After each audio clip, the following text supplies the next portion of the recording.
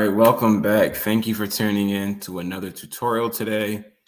Today, guys, I got a great one. We're going to go over, I'm starting a series on Tableau order of operations. And today we're going to start on data source filters. So I'm going to go ahead and share my screen and kind of show you what the order of operations is in Tableau and kind of get a quick explanation of why I thought this was a good topic. So let me go ahead and share my screen. Okay, so as you have here on my Google, I pulled up, like, it's just, it's a pop-up. So what Tableau order of operations is effectively, it's the query pipeline for Tableau. It's how it processes all the different filters that you could possibly create and so basically the order of how it processes it. And the reason this topic is very important because if you don't understand this pipeline, how things are ordered, you're gonna get erratic results. And you're going to be like, why is my data working this time? It doesn't work that time. And you'll get really, really frustrated. And you'll start, you may want to go back to using other tools, just feel like it's not working. When really it's just, you're not understanding how the order of operations, or in this case, the order of filtering through the pipeline is being done.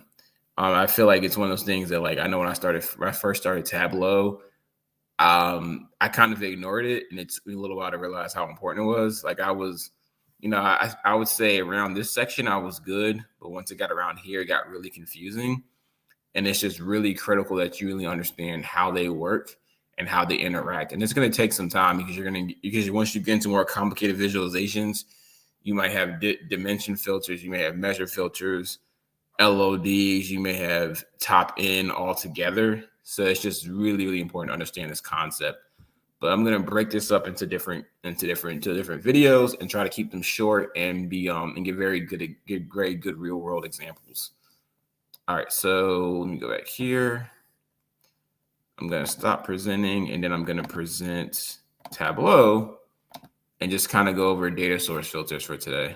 All right, so if you've been following my channel, I've been using this NFL offensive player stats. So that's what I'm going to use for today. So I'm going to go ahead and go over sheet 1 and just kind of show you some things.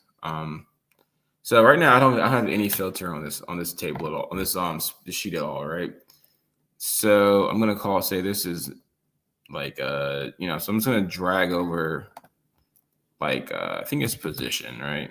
Or fantasy position. And as of right now, you see we have quarterbacks, running backs, tight ends, and wide receivers. And that makes sense. These are positions that are offensive positions in the game of football. And from 1993 to 2013, these were some of the positions that were listed, and we don't have any so filtering, right?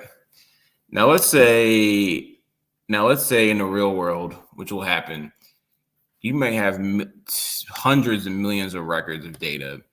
And you don't want to bog down your Tableau server by, when someone's online trying to query, or in this case, query basically using filters and trying to filter through data. You don't want the results taking a long time to load if you're only going to be using quarterback data. And rather than waiting for it to get down on one of the lower pipeline items, like lower in the pipeline, like for example, like a dimension filter, it's better to get rid of it as far up the chain as you can. In this case, data source filter, because you're not using the data at all. So let's say, okay, hey Cole, I need you to build me a dashboard. Just give me, showing high level some of our KPIs for quarterbacks, right? So maybe I want to see how the quarterbacks in the league are doing with touchdowns, touchdown to interception ratio. Show me how they're doing during crunch time. Show me the passer rating is, things like that, right?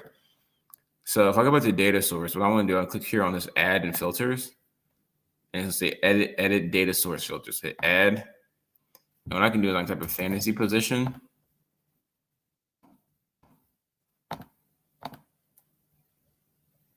And then it's going to give me, like this option here to check on them.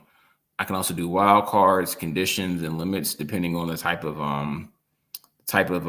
if it's a dimension or a measure. I could do, if it's a measure, I could do top in, top formulas. But to keep it simple, I'm just going to click on QB here, hit OK.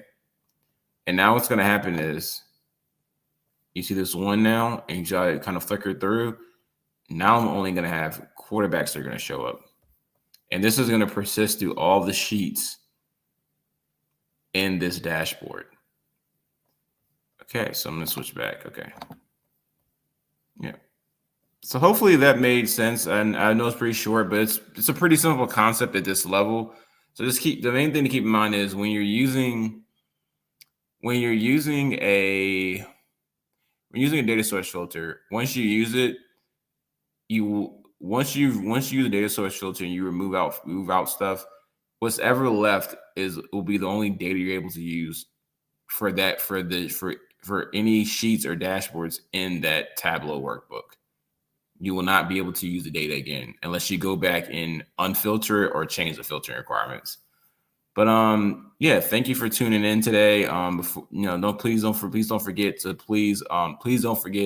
like, subscribe, and comment, and share this content with other people who may need it. Again, thank you for watching this video and have a great day. Peace.